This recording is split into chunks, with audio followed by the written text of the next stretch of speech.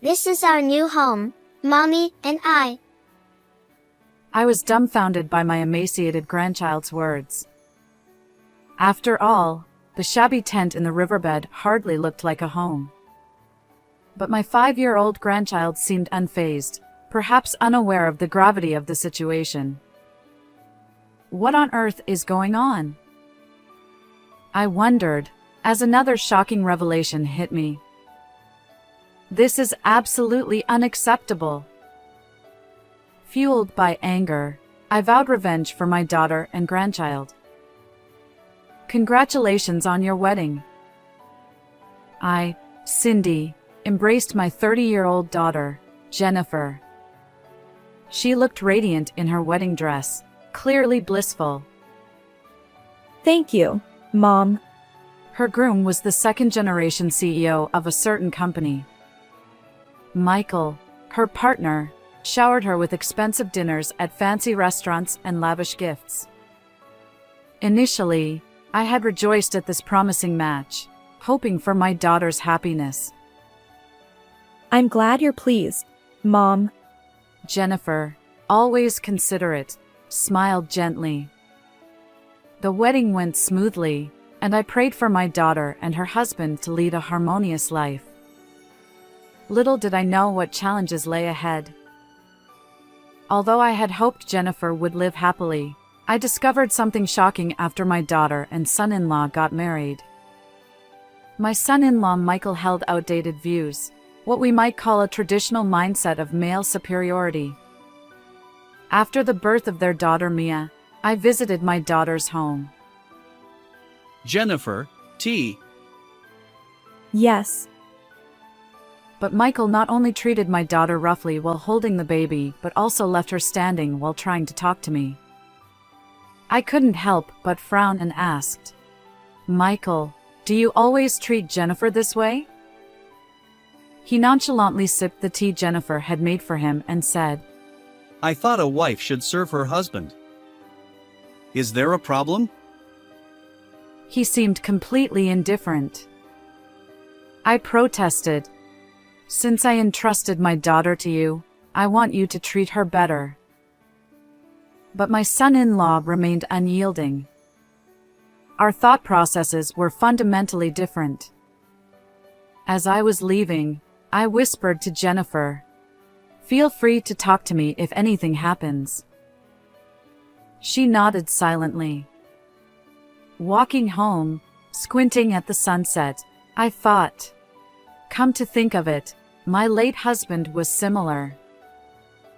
Even though he's no longer in this world, he also adhered to outdated values and always spoke to me in a commanding tone.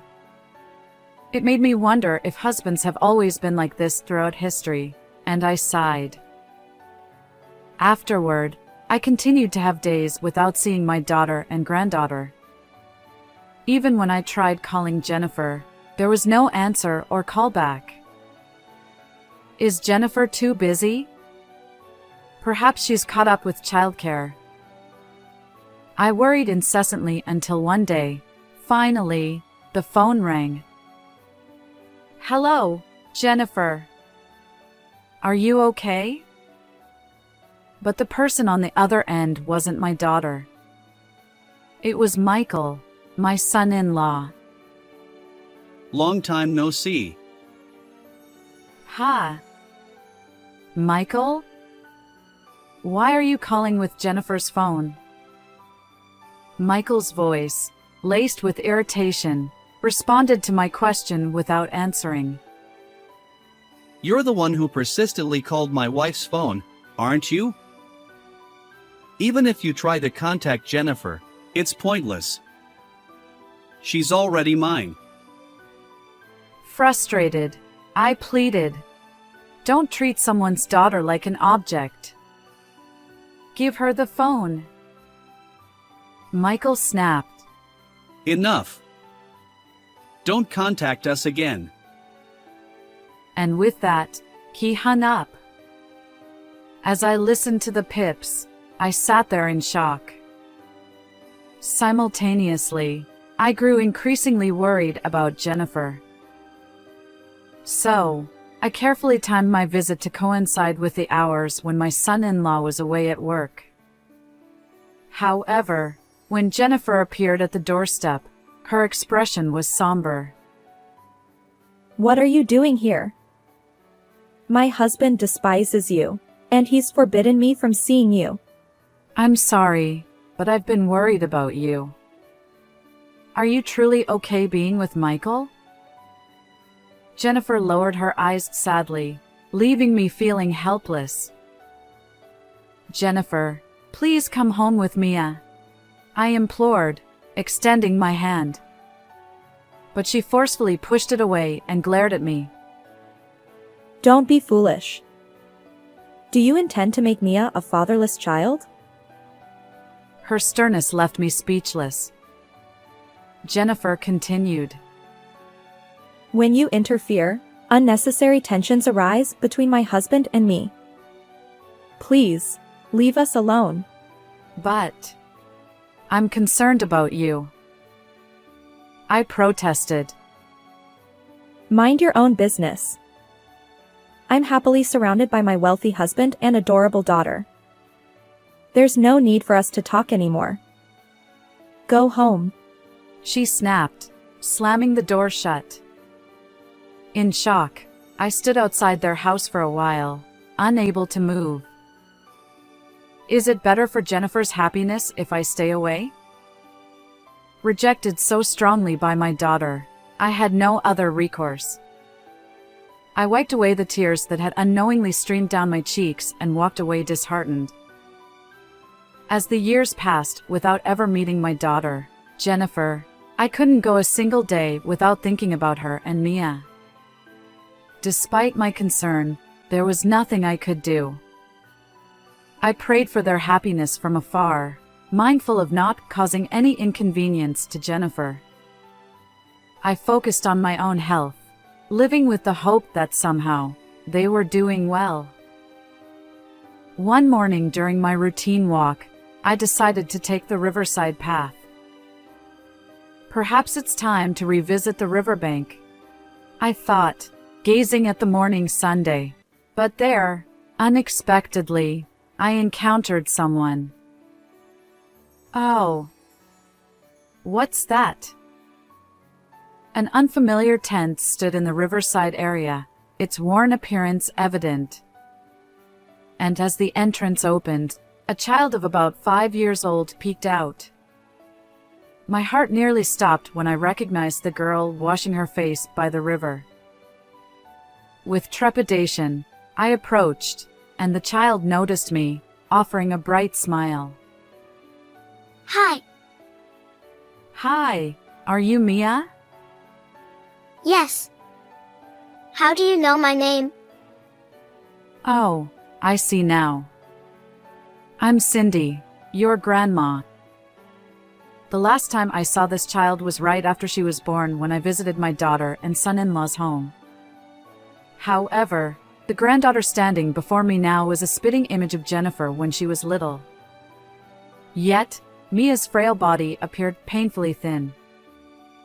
What are you doing here? I asked. Mia beamed with excitement. Perhaps camping felt like an adventure to her. This is our new home, Mammy and I.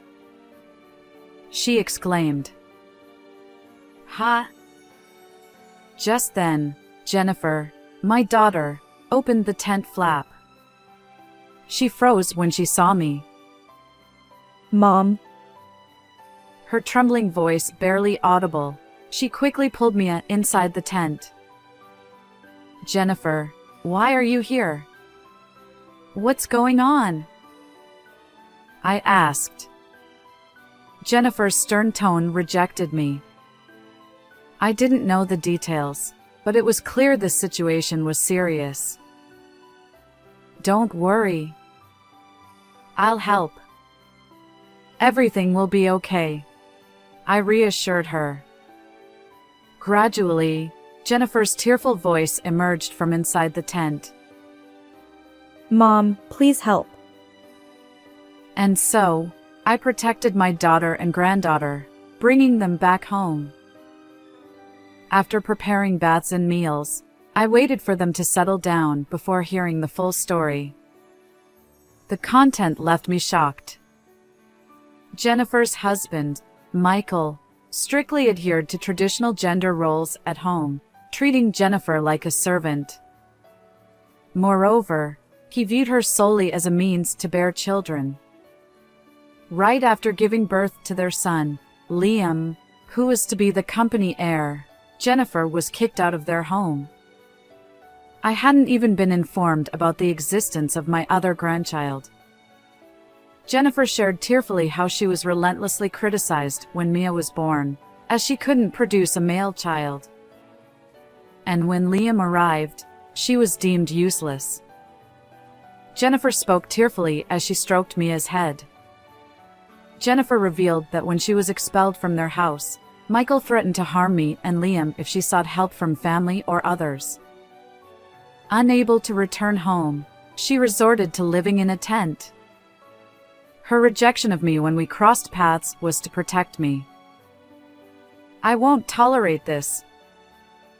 Having learned everything, tears flowed uncontrollably. Don't worry. I'll find a way, I vowed, holding Jennifer and Mia close. First, we decided to gather evidence of Michael's wrongdoing. However, when my daughter was kicked out of the house, she had very little with her. Almost penniless and dressed in what she wore, she survived by foraging grass from the riverside for meals. How did you manage to set up that tent? Actually, I secretly borrowed it from Michael's house, from the storage shed. Although she looked apologetic, desperate times call for desperate measures. My daughter and granddaughter lived in that tent, camping by the riverside for about 2 weeks. According to Jennifer, her smartphone was also confiscated, likely still at Michael's house. I recorded evidence of how he mistreats me, but it's not enough to take any action. He probably anticipated that. Michael's cunning left me grinding my teeth in frustration. Next, we explored legal avenues. However, hiring a lawyer seemed financially daunting. Besides, Michael, being a well-off CEO, would undoubtedly hire a top-notch attorney. After much discussion, we settled on a different approach to corner my son-in-law. Within just 3 days, Michael stormed into our home, shouting and pounding on the front door from early morning. Open up. This is what you're doing, isn't it? Fearing he might kick the door down, I reluctantly let my son-in-law in. But secretly, I thought, here we go! Because this was the beginning of our counterattack. Can I help you with something? I feigned fear, putting on a submissive act. Michael snapped. No use trying to talk your way out of this. Jennifer's here too, isn't she? She broke our agreement. What are you talking about? Could you please explain? My son-in-law seemed irritated by my deliberately trembling performance. So, you're the one who took photos of me living it up at the hostess club and spread them on social media. I don't know what methods you used, but our company's account is in turmoil. Well, that's quite a predicament. But isn't it a case of reaping what you sow? While pretending to be fearful of Michael's anger, I secretly reveled in the situation. Indeed, we orchestrated that scheme. Michael's company exploited its employees with low wages, yet he frequented hostess clubs every night. When I discovered this, I discreetly paid a hostess at his favorite club to capture his behavior in photos. Then, I posted those pictures using an account I created, causing a social media uproar. As a result, the company's account was flooded with angry messages, likely catching the attention of colleagues and causing internal problems. And then, the employees started complaining about my behavior all over social media. Thanks to that, even our clients abandoned ship. It's been a disaster. His lost credibility and fleeing clients ultimately led to the downfall of his company, all thanks to our calculated move. Jennifer, you're here, aren't you? Come out. I warned you, but you ran to this old hag for help, didn't you? Threatening to harm me and my grandson, Liam, if she contacted our family or sought help elsewhere, right? I dropped the act and straightened my spine, facing my son-in-law. He seemed to sense something was different. That's not a warning. It's a threat, isn't it? Shut up. Mind your own business, old hag. He shouted and kicked a potted plant, but the heavy soil prevented it from toppling over. Instead, he hurt his foot and grimaced. Clearly agitated, he also kicked the shoe rack. Perhaps it's best not to provoke me further. I'm offering you advice for your own sake. Meddling old woman. Just get Jennifer out here. This time, I'll make sure she's trapped in my house forever. I silently handed him a piece of paper. When Michael looked at it, he saw large red letters that read "No trespassing." Don't come near my daughter again. Consider this a warning. Furious, he tore the paper and stomped on it. Observing his reaction, I casually reached behind the clock in the entryway. What's that? Michael asked, alarmed. Can't you tell? It's a camera, I replied. His face paled as he stepped back. Yes, I had anticipated his angry outburst and installed 3 video cameras at different angles near the entrance. After all, you threatened misfortune upon us, I explained. Checking the footage from one of the cameras, I saw clear evidence of Michael's behavior. We plan to submit this to the police.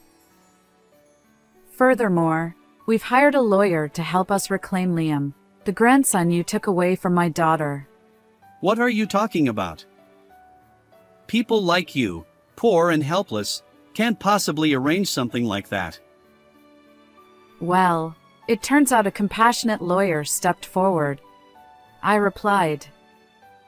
When we posted about Michael's wrongdoing on social media, we included details about Jennifer's dire situation. That's when a lawyer reached out, expressing a desire to assist us. Michael valued 3 things: having a male heir, his job, and social status. Realizing he'd lose them all, he seemed stunned. He then collapsed at the entrance, trembling. Please, forgive me. I was wrong. He pleaded. I've known that for a while, I said, my gaze icy.